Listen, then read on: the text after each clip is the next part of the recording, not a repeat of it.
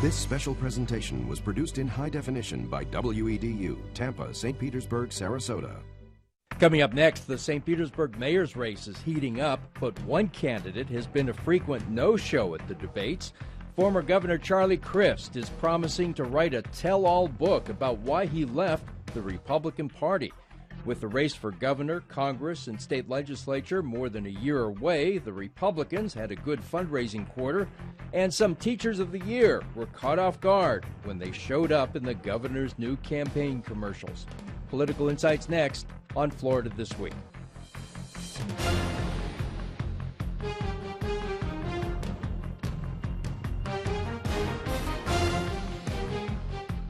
From the WEDU studios, this is Florida This Week. And now, moderator Rob Lorai. Welcome back. This week our panelists are April Schiff is a political consultant and a Republican. Barry Edwards is a political strategist and a Democrat. William March covers politics for the Tampa Tribune. And Jeremy Wallace is a political writer at the Sarasota Herald Tribune. Thank you for coming. It's great to see you. Well, the St. Petersburg primary is next month, and so far, one of the top candidates has been failing to show up for debates. Attorney Kathleen Ford missed 3 scheduled debates this week. She's running against incumbent Mayor Bill Foster and former state representative Rick Kreisman. Someone dressed up in a yellow chicken costume has been showing up, saying Ford is afraid to debate. Some polls show Ford, though, as the front runner, but her recent no-shows are raising eyebrows. She says she's had to work and cannot take part in the candidate forums. Kreisman and Foster have been debating the future of the downtown pier, the policy of allowing police to take their patrol cars home across city lines, the baseball stadium, the gay pride event, and the homeless problem. Barry, is Kathleen Ford not showing up for these debates because those early polls show that she's the front runner, so she thinks she's going to cruise to victory without having to engage, or does she really have a lot of work and that's what's keeping her away? Well, the way we can determine how much work people do is you look at financial disclosures and how much they earn the last several years. And when she ran for mayor last time, I think she earned $20,000 a year. I think her most recent financial disclosure said she makes $17,000. So my guess is that she remembers, and she's looking back to the last campaign when she went on Bubba the Love Sponge and used the HNIC moniker, and it created a firestorm. And so I think she's trying to avoid a similar conflict. But the problem is she's running for CEO of the 5th largest city in the state of Florida, and as a part of a historical context here, all the other large cities in the state have Democratic mayors. And Allison Tant and Scott Arsenault and Christian Overt have made the decision to compete here. They've hired a campaign manager to professionalize Rick Kreisman's campaign, and if they lose here, the Republicans lose the seat, they won't have any large city. Isn't Ford also a Democrat? She is a Democrat, but they've made the decision to support Rick Kreisman. Okay. But in polling, we're starting to see that it is having an effect. A week ago it was 31-26-19 for Ford, or excuse me, 31-26-19 Ford, Foster, Kreisman. Now after a week of all these articles where she's missed 6 debates, and we have a chicken coming, or a large guy or girl in a chicken suit coming in there and making a big fun of this. She's lost 3 points. Foster stayed at 26, and Rick Kreisman, who's on TV, has moved up a point. So she's starting to lose her advantage to the undecideds. But I also think that by not being at the debates, people are now starting to pay attention. A week ago, there were 24% undecided. Her big issue has been the lens. That goes away in August, one way or the other. And how does she get to November then? How does she get to November? Yeah. I think that Kreisman has made a credible case against Foster, and Foster has a vision of St. Petersburg that we know about. Rick has a different one on Midtown development, on policing, chase policies, and the gay rights. So we have a contrast. You know where they are. Nobody knows where Ford stands except on the lens. On the lens issues. Wendy, what about the strategy of not participating in debates? I mean, we've seen other candidates do this before. And the election's still 6 weeks away, so she's got some time to start participating in some of the upcoming debates. Well, it's called the Rose Garden strategy, and it's real simple, and everybody does it. Everybody does it. When you're ahead in the polls, smile and stay quiet. April, what do you think about it? You know, a lot of people employ that strategy during their campaigns, and sometimes it's successful and sometimes it's not, but it typically doesn't pivot on whether they show up at debates or not. There's a whole lot of other factors that come into it. So it could be that she'll be just fine. Okay. Well, former Governor Charlie Crist, who switched from being a Republican to a Democrat, is working on a book that strongly criticizes the GOP's conservative policies. He has a contract with a big-name publisher. The book is tentatively titled "The Party's Over: How the Extreme Right Hijacked the GOP and I Became a Democrat," and it's scheduled to come out early next year. The publisher says Crist will offer very frank opinions on Mitt Romney, Jeb Bush, and other big-name Republicans. When he was elected governor in 2006, he was a Republican, but his good relationship with President Obama soured many party faithful on Crist, and in 2010 he made an unusual decision for a sitting governor. He decided to run for Senate. Unfortunately, our political system is broken. I was never one who sought to hold elective office, to demagogue or point fingers. For me,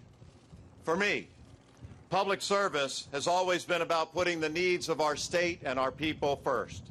It was a three-way race that was eventually won by Republican Marco Rubio. Crist became a Democrat last year. So, Jeremy, is there anything that you think that earth-shaking that Charlie Crist could tell us now that we don't already know or have some idea about? Well, it's actually already felt like we've had a tell-all book for the last year. It's like he's been involved in so many Democratic events explaining why he made that switch. You know, he had the biggest platform at the national convention to explain why he made that switch. He traveled the country, not just Florida. He traveled the country with Obama to swing states all last year, explaining why he made that switch. So I'm assuming it's going to be a lot of that same tone of, explain to what we already know. He switched because he thought the party went too far. Did he have overexposure last year as he was going around campaigning for President Obama? Well, this certainly lifts his exposure back up. Whatever little boost he had last year from all that publicity, national too, he got a lot of national publicity on that. He'll get another big boost on that and make him more relevant going into 2014. And if he has just that little extra boost of added relevance, clearly that puts him still in that position to, make himself a candidate for governor. April, will you be standing in line to get this book? Yeah, I'm going to ask Charlie for an advance signed copy and see if I can work that out. But I must say that, I can't, the book has to be for Charlie. It's not for the good of the public. It's not for the good of the party. It's going to enhance Charlie's ability to do whatever it is he wants to do next. Mm-hmm. And that's just... Well, how eager? I mean, are we in a moment where all those ex-Republicans who are kind of angry at the Tea Party, who've come out as Democrats or become independents, are we through that phase? Are we past that phase, or is there still kind of an eagerness to hear more of those stories? Well, I don't know if there's an eagerness to hear more of those stories. There's still some of those people out there. I still hear that there's more disenchantment and disenfranchisement by some individual people, particularly the staunch conservatives. I mean, and then again on the moderate side, because it's a schism in the middle of the party that's causing problems, and the failure in the last election cycle also caused a lot of that problem and disenchantment. And a lot of people were so disappointed they just walked away. But the real way to fix it is not to walk away; it's to get involved and to try to make it right and to work hard to reestablish credibility and respect and those sorts of things. But there's been so many things that have happened to the Republican Party, starting with Charlie Crist, and locally coming down the line, even more things that are just hurting the credibility. I wonder if people outside of the state of Florida would even, want to buy a book like this. I wonder if it has much appeal outside of the That's my question. borders. Does it get on the Not. Today Show or any of those national shows maybe with this book? Yeah, maybe for a minute, but I just can't imagine that somebody in Seattle, Washington can't wait to see what the former governor of Florida has to say. Well, maybe it depends on who he's thinking they're going to field for president, because if it's a Florida person that he's written about in his book that they're going to field for president, that could be a big boost as well, and that could be what he's counting on. And I think there's more exposure. Anybody who's governor or senator in Florida becomes automatically considered for vice president or presidential. And I think just as a historical, in '75, Jimmy Carter did a book, Why Not the Best? This is what started all these books by the politicians. But I think why Charlie Crist is doing this, and I've not asked him to his face, is the Republicans always praised George Bush when he left office for not how classy he was and civil, not attacking Obama for decisions. Well, I think people that even dislike Charlie Crist would say he's gracious, and he didn't respond to any of the attacks for 2 years on it by the Republican Party and the Rick Scott people. Well, now, as Paul Harvey says, let's get the rest of the story. So this is his way to settle scores. Well, I don't think it's settle score. I think it's to tell the truth and to fill in the gaps. And I think when that happens, I think it's a brilliant move on his part, because if he comes out with the issue, and it can be about party switching or whatever, and all these other issues that they bring up, they're going to be talked about this summer, which is a year before the election, and they're going to be old news. And so when the Republican Party or Rick Scott brings it up again next year, it's going to be settled and not going to care. But also, every day I get an email, I sign up on all these political websites, This Day in History by the RPOF. What I find really interesting is everything they attack him for required somebody else to help him do it. Required a Marco Rubio as Speaker, or a Jeff Atwater as Senate President, a Republican legislature that was in supermajorities, a cabinet that had 2 out of 3 members other than the governor that were Republican. How is it that all the other Republicans have no culpability, and it all is blamed on Charlie Crist? Well, Wendy, let me ask you about that Republican campaign. They are sending out these emails every day that say This Day in History, in which they look back on a position that Charlie Crist took 4 years ago or 5 years ago, and say, here's a contradiction because of where he stands now. What do you make of that campaign, and would Charlie be able to explain it by writing this book? Well, he can go some way toward explaining it. I see this book as part of a very intense, ongoing campaign by Crist to convince Democrats that he is, in fact, a Democrat. And I think it will get attention outside of Florida. I think Democrats love stories about the crazy Tea Party people as much as Tea Party people love stories about Obama. But the Republican Party's attempts to attack him for his past stances, some of them have weaknesses, like Barry pointed out. Others really kind of are going to register. Crist's stances in favor of vouchers, public school tuition vouchers.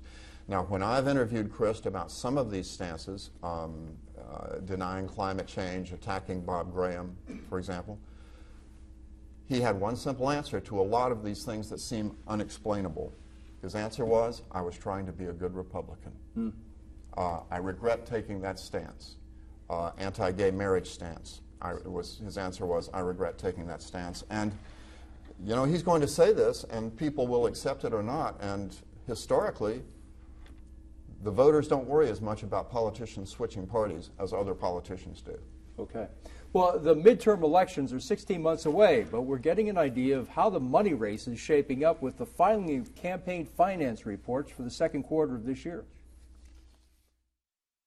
The only announced major Democrat in the governor's race, Nan Rich, has raised more than $39,000 this quarter. Meantime, Governor Rick Scott's political committee raised $4.1 million in that same period.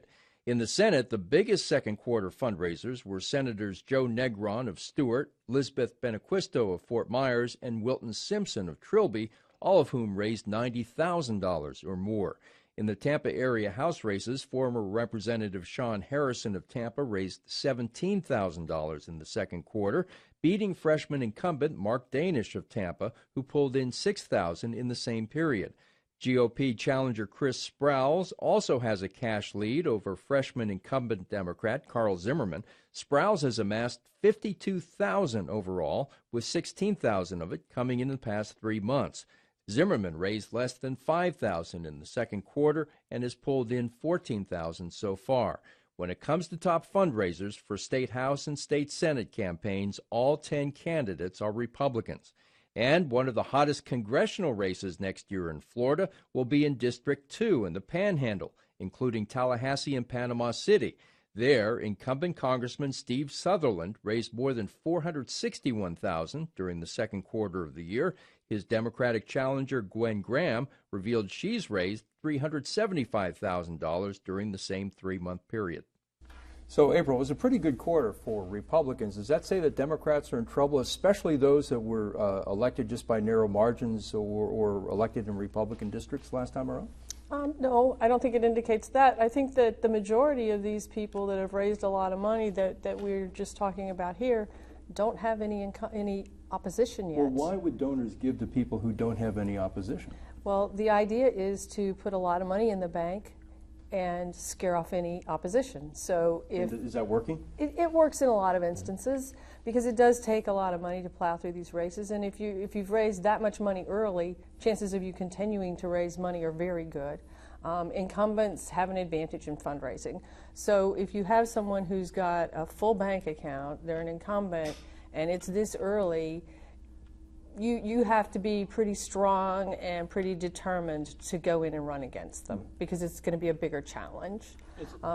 It's a similar thing with open races. You know, if there's one candidate who wants to kind of rise above, we saw this happen a couple years ago with Senator Bill Galvano when he was running. He amassed $300,000 in his bank account before anybody could even, get started off the ground, and just scared people away. We kind of have that happen again in Sarasota. In South Sarasota County, we have Julio Gonzalez who's running for a state house seat that's going to be open in 2014, and he's already raised $77,000 for a state house race that he has no opposition for in an incredibly super Republican district. That's a sign, that's raising a flag up and saying, nobody take me on, I got more money than you have. Well, and he's not the only one. There's another one, Bradley Drake, who's raised $92,000, and he's running for the open Republican seat of Marty Coley. Yeah, it's definitely a strategy that you should employ, and it is effective and Jeremy, it works. where does this money come from? Who's giving this kind of money this early? Well, these are all those top donors, the people who, clearly, in a Republican case, if they like the policies that have been going on, say, in the State House right now,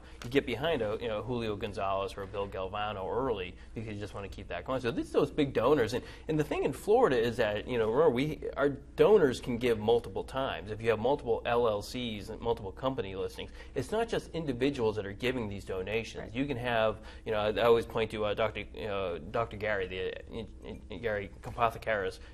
He has the 1-800 Gary. He's a big fundraiser in Sarasota County. What he does is he uses 10, 15 of his businesses to funnel that maximum donation in. So one donor like that can really help a candidate out. So you get a couple of donors and boom, you're off and running. Aaron, what do you make of these numbers? Well, I think what's important to look at is money does matter. However, there's other factors at play. We've talked about Mark Danish and Sean Harrison. They just ran 10 months ago.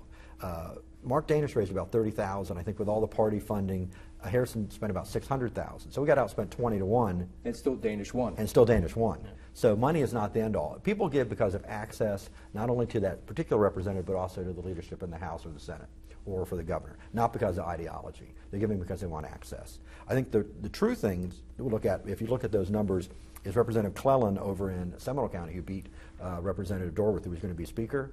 He got outspent probably by 50-1. And he has raised, I think, more than any other Democratic incumbent, but I think more than most of the Republican ones. He raised 22 the first quarter and 34 the second quarter. So he's at almost $58,000 and only spent like $500. Well, he got outspent, like I said, multiples to one. They're not going to be able to do that this time. So even though the Republicans are trying to salivate to take him out, he is showing he's credible. But I think the important thing there, he's running against Scott Plankin, or former representative, is Cleland has twice as many donors. And so his average donation is about $250 versus Plankin's is about $300. So he's getting people to invest in him. And I think that's the difference between the Democrats and the Republicans. Which shows you're saying grassroots appeal. He's Right. got a wide base of support. Well, I'm not sure quite, let me cast a dissenting vote on all this here. I'm not sure how much attention we should be paying to these numbers for one clear reason.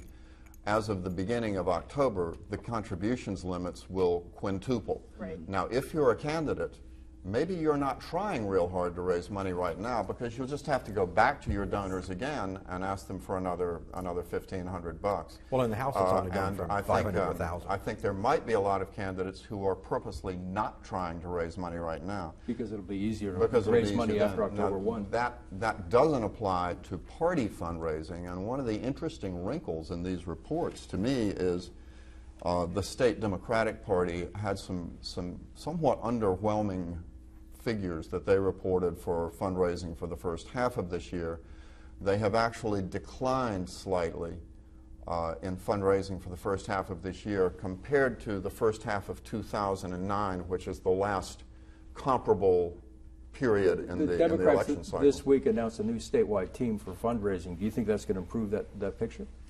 April's laughing. I really can't make a prediction on that. My guess is Maybe, maybe not. I really can't say. The problem, one reason this is a problem for Democrats is that the new chairman of the party, Allison Tant, ran for that post, for party chairman's post, promising to increase fundraising. Now, her spokesman told me this afternoon that it's not a fair comparison because at the beginning of 2009, there were Democratic primaries going. Alex Sink was already running an active campaign for governor, and those campaigns, he says, stimulated contributions to the Democratic Party.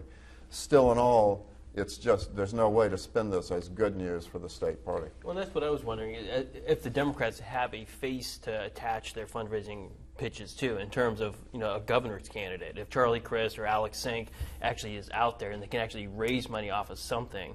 Because right now you're asking donors to give to the Democratic Party for who? For what? And like, you know, I don't care how, you know, generous of a donor you are in political cycles. There has to be somebody you're giving to. Like you're mentioning, back in 2009, there already was a candidate and a hope of what they were talking about. This time around, it can't just be, hey, give us money so we can defeat Rick Scott. There has to be something that people are putting their money behind. But I think in fairness, she did just come in, and Chairman Tant, together with her executive director, Scott Arsenault, and her political director, Christian Elbert, just threw the most successful Jefferson-Jackson Day dinner about 2 weeks ago in Fort Lauderdale with 20% larger fundraising they reported than ever before. How much did they raise?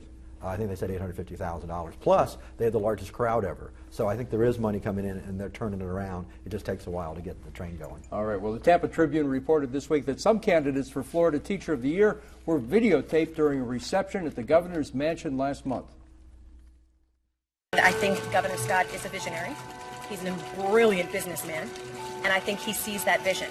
And I think he sees the vision for Florida. What he's done in the business world for Florida, I think he can incorporate that into education and see, okay, wait a second, we have to invest in our children by investing in our teachers. And that's what I'm still looking forward to as a teacher.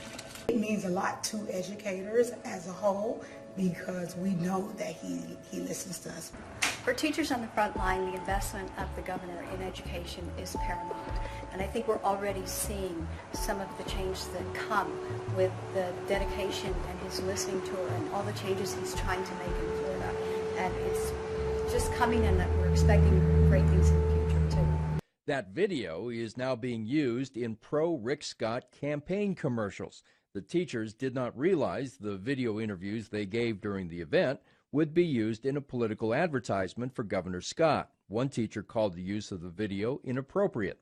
The governor's office put the video out as a news release, but denied any responsibility for the ad. The ad was posted on YouTube by the state GOP.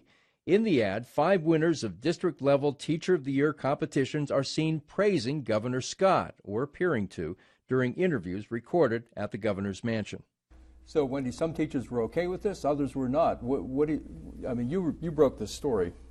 Yeah, some teachers were okay with it. The ones who were, or at least one of the ones I talked to, who called herself a Republican and favors Rick Scott, said she had no problem with the interview that she did being transferred into a political ad. Another teacher who didn't want to talk about her own political orientation said she considered it inappropriate. I think the interesting point here, the larger political resonance of this is that Rick Scott is working very hard to try to overcome some of the problems that have caused his popularity to sink, and one of those is perception that he's opposed to that he's an enemy of public education. So for the first time ever, he invited every county-level Teacher of the Year to Tallahassee for a day-and-a-half long summit, complete with a reception, a nice reception with hors d'oeuvres and drinks at the governor's mansion. Then after that, a cameraman from the governor's office goes around and asks them all, well, what do you think about Rick Scott? They say nice things. I mean, they're standing in his yard. And suddenly the video ends up in a political ad. Well, Scott is doing a lot of things. He's vastly expanded the Great Floridian program, and he's going around holding news conferences, standing beside popular individuals, sports stars, and naming them Great Floridians. He's getting some criticism of this.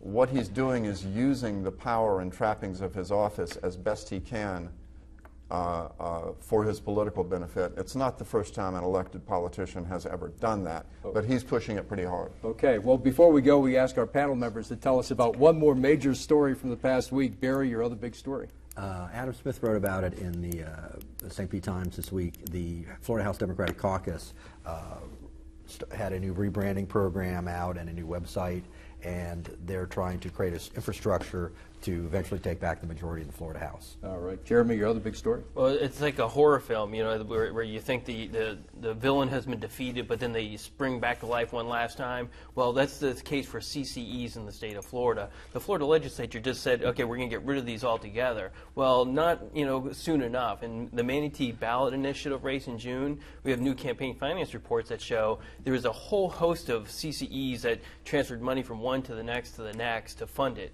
We still don't know who funded the opposition campaign. That was successful, but we have this trail that goes from the Manatee against taxation, that came from the Veterans for Conservative Principles, which came from Greenpoint Investors, which has an LLC with no people listed in it. So there you go, one last gasp for the CCEs to cloud the entire political universe. All right, Wendy, your other big story. I'm going to go with State Senator Jack Latvala from over in Clearwater, long known as sort of the curmudgeon of the Senate, the traditionalist, calling for a criminal investigation of legislators who don't live in their districts, who maybe maintain sort of a crummy little apartment as sort of a fake address. Now, it's easy for Latvala to call for this because the 4 people he wants investigated are all Democrats. But this is a problem that has occurred with many Democrats and Republicans in the past. The problem often stems, what Latvala isn't saying, is the problem often stems from redistricting, changing the district lines so as to put a legislator outside of his or her previous district. All right. And April, your other big story. Well, the headline news from the local newspapers this past week with Ho Brown and his unfortunate activities with his rental properties, and he being the chairman of the Port Authority. Both local newspapers called for his resignation from the Port Authority. Yeah. Probably. I would say as well, having been a longtime member of the Republican Executive Committee, he was recently elected as the Republican State Committee man, and I personally believe that he should resign as well from that. All right. Well, April, thank you very much. Wendy, thank you. Jeremy, thank you. And Barry, thank you. And thank you for watching Florida This Week. We want to hear from you. You can record a comment on our toll-free line. It's 1-800-335-9338, or write us at ftw@wedu.org. You can watch the show online on the wedu.org website beginning Monday morning. We'll see you next Friday night at 8:30 and Sunday afternoon at 12:30. And from all of us here at WEDU, have a great weekend. Florida This Week is a production of WEDU, who is solely responsible for its content.